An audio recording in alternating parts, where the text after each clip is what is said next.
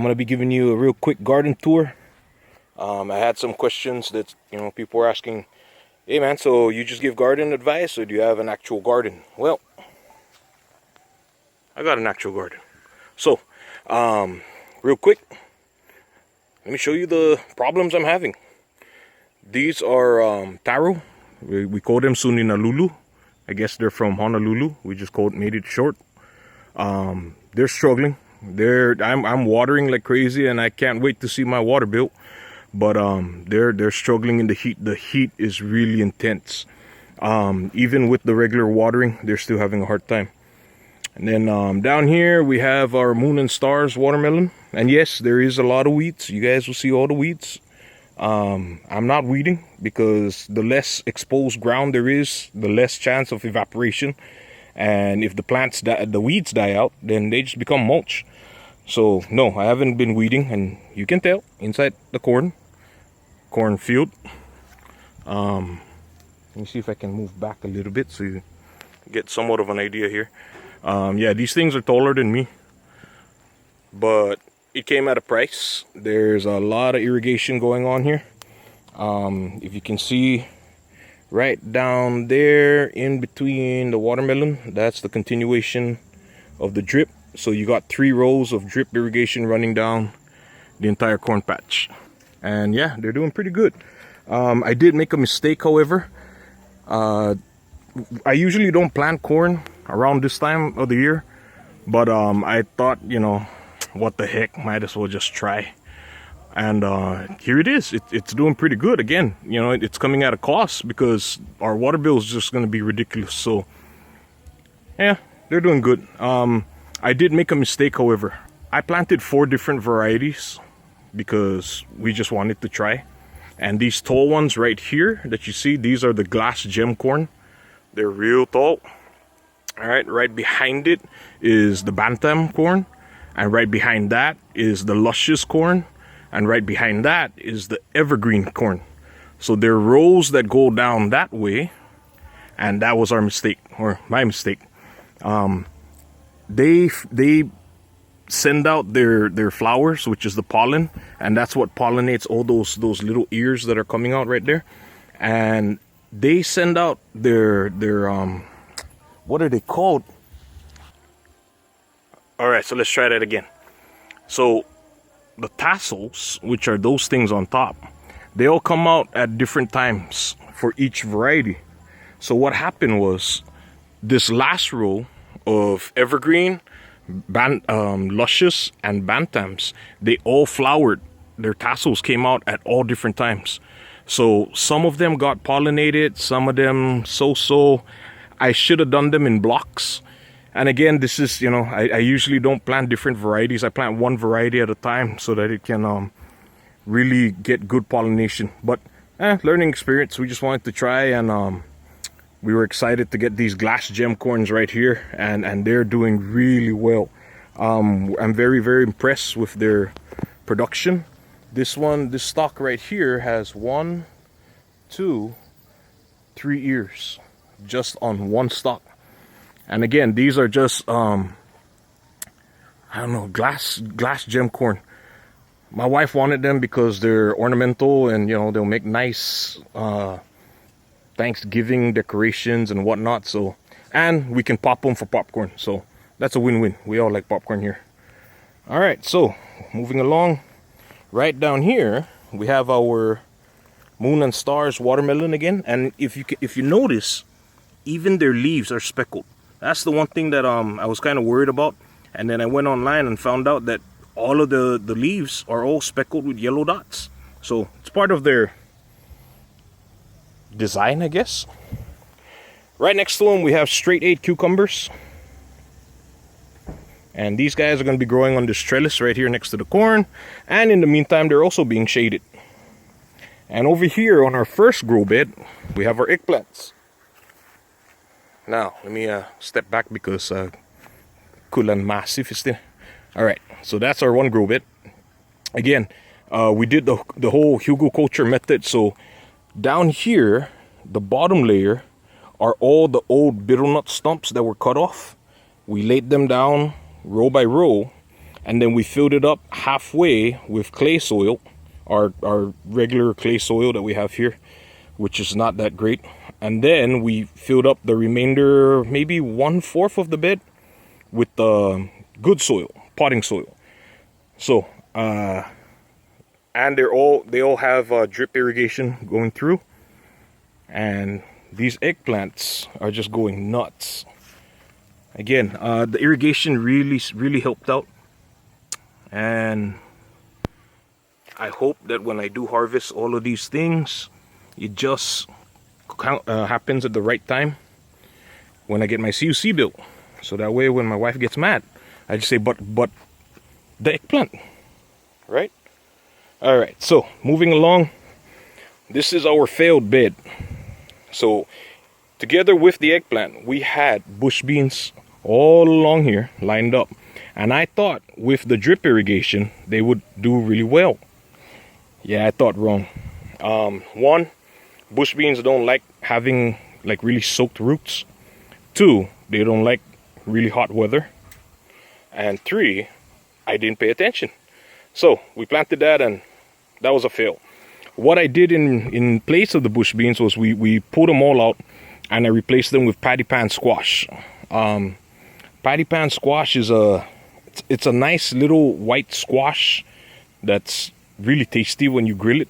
I just like slicing it, putting salt and pepper, and grilling it. So anyways, we got these guys here, and as you can see, they're about to start flowering. I'm hoping that they'll be able to produce even with the heat.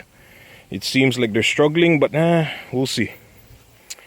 On the first trellis, which connects this bed to the next bed, we have string beans. These are beans that my dad grew since I was a kid, and he's always kept seeds every year. Every year he kept seeds, and we just put them in the refrigerator.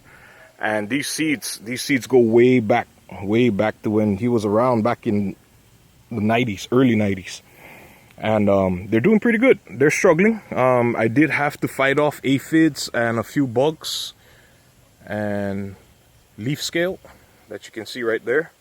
And I'm using soap and water together with neem oil, and they're holding up. They're doing okay. On this side, we also have okay, so these are not all string beans. This right here, these two are string beans, and these two are pole beans, and they're doing all right. They're going all the way up, so I can't wait. I'm looking forward to harvesting some beans, hoping that they all work. All right, now we skipped a little bit from the cucumber. My wife wanted to try some snap peas, I guess, and they're not doing too well. So we learn. These are our pickling cucumbers, and they're loving the shade and the drip, so they're doing okay. Flowers are about to open up, so we're looking at possibly seeing fruit sometime this week. Right next to them, we have our cucamelons. And that guy right there is growing up on the trellis too. And we have a total of 4, but one was attacked by slugs. And what do slugs do? Well, I'm going to show you in a bit. Alright, so on the second bed, this is another failed attempt right here. We had all our petchai growing all along in rows, and it was beautiful. And one night or one morning we wake up and half of them were completely slaughtered, and the other half was getting or starting to get attacked. So it was too late. The white cabbage moth, or white moth, I guess is what they call them, they lay eggs underneath the leaves. So they'll lay eggs underneath, and then they'll hatch overnight, and the following day they just go nuts on whatever's growing. So what do we do? In place of all of the petchai, I am completely moving our petchai bed to a whole new location, and it's a project in itself. So in place of that, we planted edamame, which is soybeans, the Japanese variety, and we love edamame, so why not? We'll try it out. Again, not very smart because it's still very hot, but I'm hoping the drip will help. We'll see. We'll see. Our kangkung, we already harvested twice. And I made a mistake planting it right next to the Korean melons, which are like taking over the trellis. And they're just going nuts. And if you go here, if you look inside, we already have a few Korean melons developing. And they're doing pretty good. There's a whole bunch in between. So, not bad. We harvested this kangkung, when was that? 2 days ago, which was the second harvest. And if you take a look, the new shoots are already coming out. So these are going to be ready for harvest again, hopefully by next week Friday. So that's another batch of garlic stir-fried kangkung. Alright, and this is our view from the other side. So here's all the corn. And again, this side here, I know as you probably noticed, the tassels are real low on this side compared to the other side. And that's because I found out later on we had a plug in one of the drip hoses going this way. So the last row, that piece about a good 3 feet was clogged up. So I corrected it a little too late. Plants suffered and they're kind of short. But they're still producing. We still got some nice corn developing. If you notice right here, these guys are already filling out. I can feel all the kernels right here. So it's filling out. It's doing all right. That's not actually a very nice specimen, but hey, it's real. All right. Now, to the part that breaks my heart. Our sugar babies. Our sugar baby watermelons. You can see that one net that's missing right there. We found out there's a little beetle that's actually boring into the vine. And we found one of the beetles. And what it does is, I guess it bores into the vine and eats and probably lays an egg in there. I'm not sure. But where we did find it was right here. I'm not sure if you'll be able to see this. But right here on this fruit, you see those holes right there. And that's the exact same hole that it made on the vines. So, failed attempt. You know, they were doing pretty good. And this guy right here, about baseball, softball size. The one that was there was much bigger. That guy down there, about softball size, almost the same as this. But as you can tell, they're gone. It's over. So, failed attempt, breaks my heart, but oh well. At least now I know I gotta be more diligent with watching the beetle infestation. Moving on, we have our, and again, we intercrop all of our plants. This is compact basil, and you'll be able to find basil all along. Right back here, we got sweet basil. These are banana peppers. Let me see if you can see this here. So you got banana peppers developing already on that plant right there. You got more banana peppers just going mad. Down here we have the sparkle violets. These guys, oh man, I love these peppers. These are awesome pickled, just like dill pickles. That's how my wife makes them. They are just awesome. And we got a few more over here. And again, you know, they have that nice little purple blush to them. All right, over here, which is already being taken over by our currant tomatoes, our white currant tomatoes. Yeah, these guys are going nuts. But over here we have mini bells, and this guy, I thought he wasn't gonna make it, but as you can see, there's tons of mini bells. They're just popping out everywhere. And there's that little guy right there. All right, then our tomatoes. Oh man, I love these tomatoes. They're awesome. But yeah, they get wild. Yeah, they get real wild. White currants. They are our new favorite cherry tomato. They taste like mini grapes. And as you can see here, I know I saw that here somewhere. Oh, right there. Right in there. They're beginning to develop. Okay, it's not zooming in. There you go. They're beginning to develop, and they're just taking over. They're going nuts. So, yep. There's our little garden. Again, it's a lot of work. A lot of work in progress. This used to be where we used to garden way back, and after U2, it just dropped all the betel nut trees down this way from like this dude that's really tall. So all of his friends on that side all got dropped over, and they basically blocked this whole garden area. I'm gonna give you a wild guess what I did during the month of March as soon as we all got furloughed. Or April, sorry, April. So yeah, once we got that order to stay home, I busted out the chainsaw and got to work. Started building some beds. Then we did our little sweet potato project. Now, this little sweet potato is grown in a tub, and inside there are 4 plants. Okay, let me see if you guys will be able to see this. Okay, there's 4 plants inside that are rooted. Right there, behind this leaf, you'll be able to see one of the main plants. Underneath is very soft peat moss topsoil. Oh, I'm sorry, peat moss potting soil, vermiculite and perlite, and it'll remain. It is still so soft. So I'm hoping that this sweet potato is gonna produce well. They usually produce about 4 or 5 tubers. Have them growing up on a little wire trellis, but again, they got a mind of their own. Right next to it, we in a tire, which I don't usually plant anything in a tire, is our seed glass gem. Now, this glass gem is only for seed. It's not to be consumed. Why? Because I just don't like planting anything to be eaten in tires. There's a debate going around about how toxic things come out of tires and stuff, so I'm just not gonna chance it. Glass gem corn.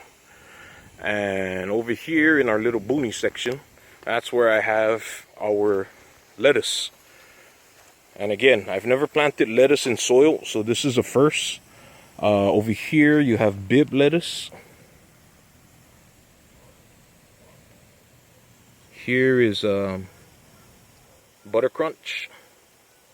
And right there you have some kind of, oh wait, that was oak leaf lettuce, yeah. And then back here is the red fire lettuce, which, yeah, they didn't grow. Then you got our little seedlings and our zinnias that I have neglected. Now those can actually go in a tire because we're not going to eat the zinnias. Alright, so that's our little garden. Oh, pumpkins. Yeah, so this is a variety of pumpkins my brother gave me seeds for. He doesn't know the name of the variety, neither do I. All I do know, the leaves are silver, yo. Blows my mind. All the pumpkins I've grown have like those nice dark green leaves. This one is tossing out some silver leaves. And right on, you know, I don't mind trying new varieties, but I'm very curious to see what fruit this develops. It's supposedly a very thick, dark orange pumpkin, and I'm looking forward to it. All right, real quick, just to add this in, this is our kitchen garden. On this section, we got 3 beds total. On this bed here, you have garlic chives, catnip. They make really good mosquito repellent. Not to mention, keeps our cats calm.